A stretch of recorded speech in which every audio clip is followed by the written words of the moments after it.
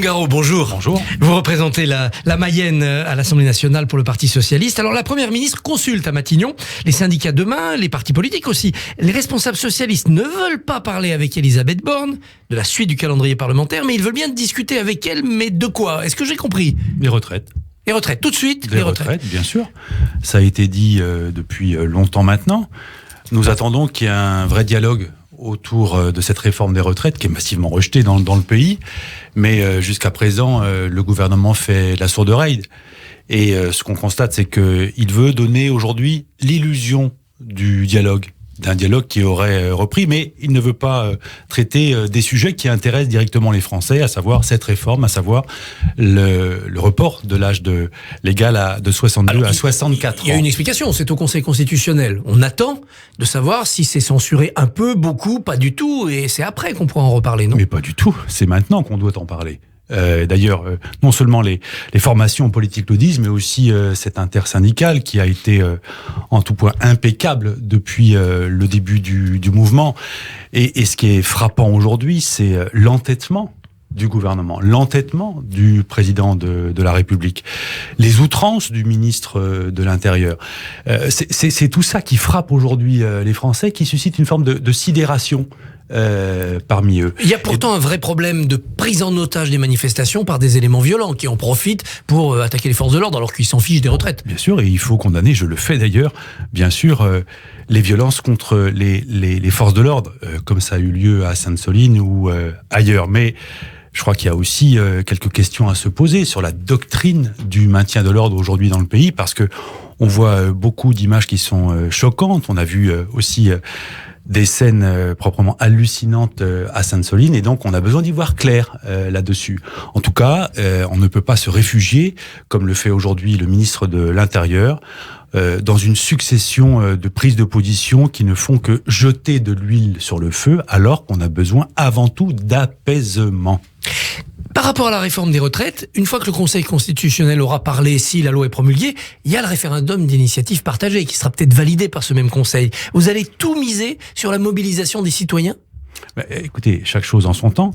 D'abord, ce que nous souhaitons, c'est que le gouvernement entende ce qui se dit aujourd'hui, ce qui se déroule dans le pays. Je ne parle pas simplement du mouvement social.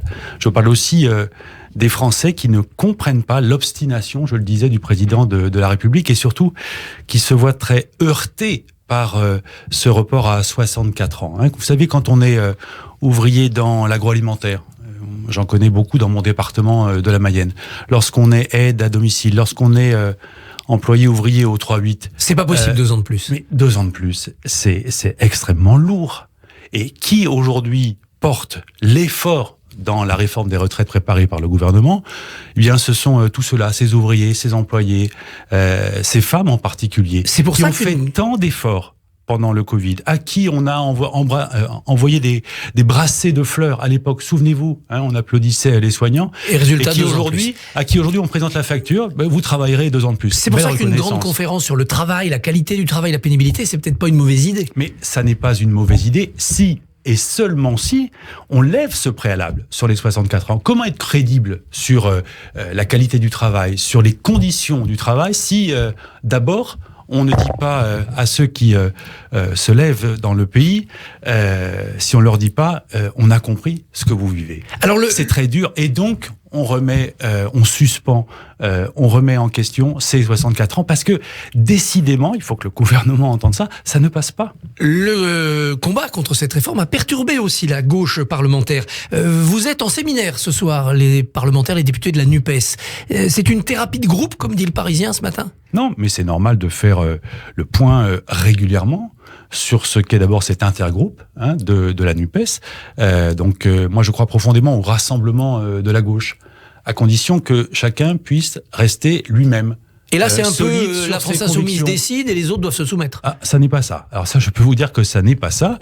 Il y a les positions, les méthodes de la France insoumise, mais il y a surtout ce que nous, groupe socialiste, faisons, disons, votons. On n'a pas toujours les mêmes votes, mais néanmoins, je crois que si on veut être la véritable alternative à l'extrême droite dans le pays, on ne fera pas l'économie du rassemblement de la gauche. Et donc, ensuite, la question est de savoir autour de quel centre de gravité, autour de quel pilier pivot. C'est-à-dire que ce qui est très important, c'est que la gauche réformiste, que représentent les socialistes aujourd'hui, puisse relever la tête, puisse être mieux entendue. Par rapport à une gauche plus contestataire et avec des propositions fortes. Vous savez, moi je me bats contre les déserts médicaux. Ça touche des millions de Français, 8 millions de Français aujourd'hui qui vivent dans un désert médical. Et je porte une proposition de loi transpartisane pour mieux réguler, c'est-à-dire mieux répartir aujourd'hui nos médecins à l'échelle nationale. Vous savez, c'est une attente extrêmement forte parce que c'est la vie, tout simplement, notre santé. Et donc, vous voyez, se battre là-dessus, c'est se battre pour que demain les règles changent. Et ça, une fois encore, c'est la gauche réformiste qui le porte. Donc l'acte 2 de la NUPES, ça ne peut être que la construction d'un vrai programme unique, commun, d'alternance. Mais nous ne sommes pas là. Mais ce qui est vrai, c'est que on doit s'attacher à vérifier des convergences entre nous, mais pas au prix du reniement de chacun. Ça, c'est très important.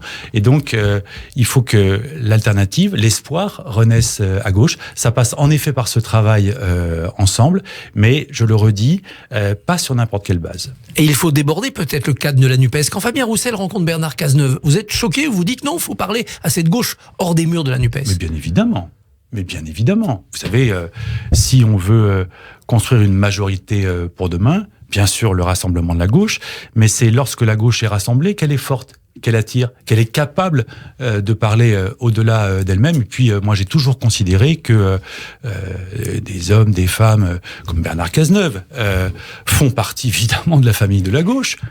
Ça va de soi. Simplement, il faut qu'il y ait une dynamique d'entraînement et ça passe par le rassemblement. La dynamique dans l'Ariège, elle a été du côté de la candidate PS dissidente Martine Froger qui a battu une sortante LFI. Est-ce que Martine Froger pourra siéger dans le groupe PS? Est-ce que vous le souhaitez? Bien, nous allons en discuter bien sûr au sein même de notre groupe. Moi, vous savez, je suis pour le rassemblement de la famille socialiste. Il y a eu division, elle a gagné, on pardonne, quoi. Voilà. Mais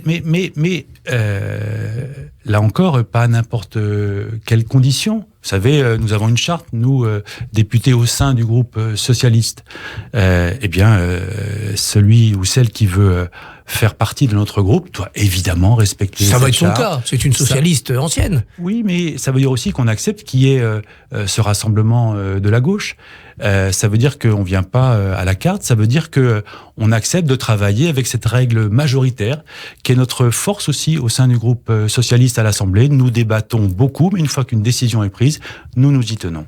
C'est un signe quand même, cette victoire adressée à la France insoumise. Il y a quelque chose dans leur manière de faire de la politique qui choque les électeurs. Je l'ai constaté également dans mon département, à travers les échanges que je peux avoir.